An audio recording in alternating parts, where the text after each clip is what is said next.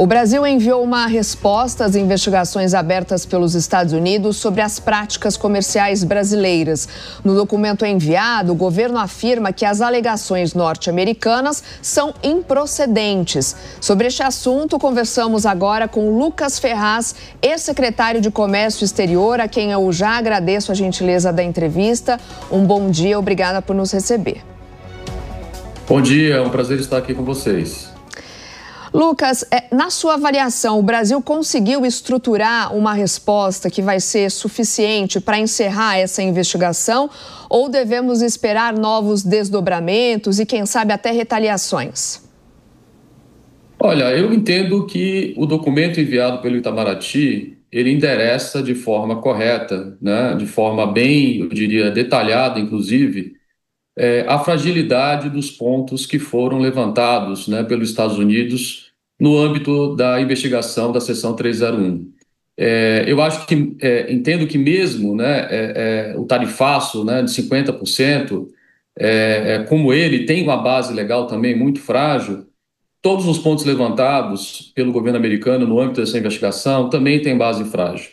Então, eu cito aqui a questão, por exemplo, das tarifas discriminatórias, né, da questão do etanol, a própria questão do PIX, né, do desmatamento, são temas que foram levantados e que têm base frágil, né? As acusações ali, as alegações americanas realmente são frágeis. É muito difícil prever o resultado dessa investigação.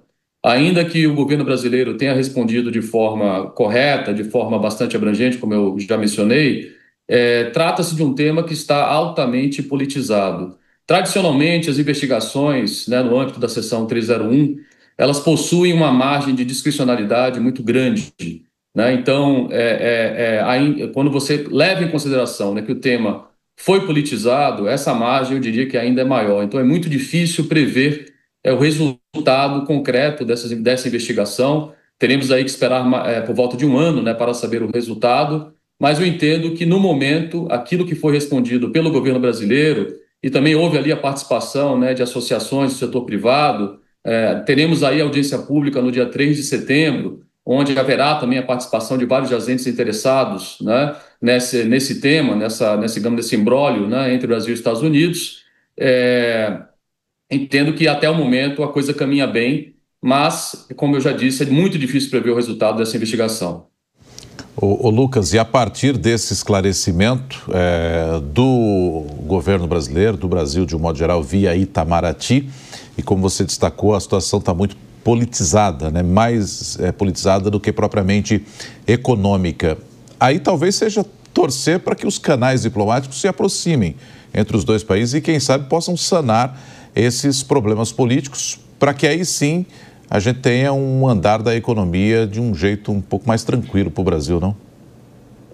Eu diria que é isso que o setor privado, a sociedade brasileira espera, né? É muito, digamos, estranho e até lamentável que até o momento, por exemplo, nós não tenhamos até hoje um embaixador americano nomeado em Brasília, né? Eu acho que é sem precedentes, digamos, a queda de qualidade na relação Brasil e Estados Unidos, não só sob o ponto de vista econômico, mas, sobretudo, sob o ponto de vista diplomático, né?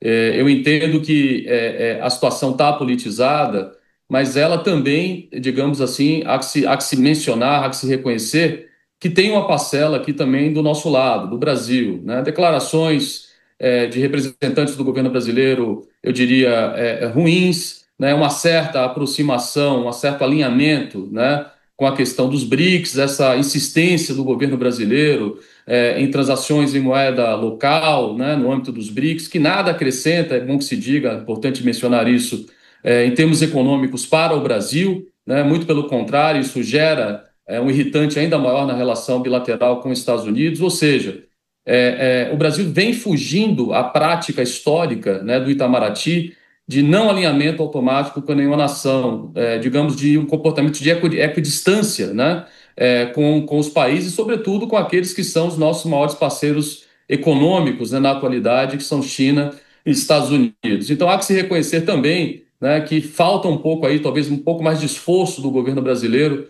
nessa relação, no estreitamento dessa relação. Há uma percepção por parte do setor privado que o governo politiza a situação, porque enxerga benefícios também políticos nessa politização, mas é importante mencionar que o prejuízo que será causado para o setor privado, para as cerca de 10 mil empresas exportadoras brasileiras, né, que vendem seus produtos nos Estados Unidos, será grande. E em algum momento essa situação vai se reverter e o setor privado cobrará, a sociedade brasileira cobrará, né, dos seus representantes uma solução célere para essa questão. Né? Então a resposta do Itamaraty foi boa, eu acho que foi bastante detalhada, como eu já mencionei, mas ela de longe não resolve a situação e o ambiente de certeza continua muito alto, totalmente imprevisível sobre o resultado dessa negociação, que só será conhecido daqui a um ano, basicamente. E como você bem pontuou, né, uma audiência pública já agendada para setembro, enquanto isso esse processo todo segue em análise. Conversamos com o Lucas Ferraz, ex-secretário de Comércio Exterior, a quem eu agradeço mais uma vez a gentileza da entrevista. Obrigada pela sua participação, bom dia para você. Obrigado, Soraya, é um prazer estar com vocês.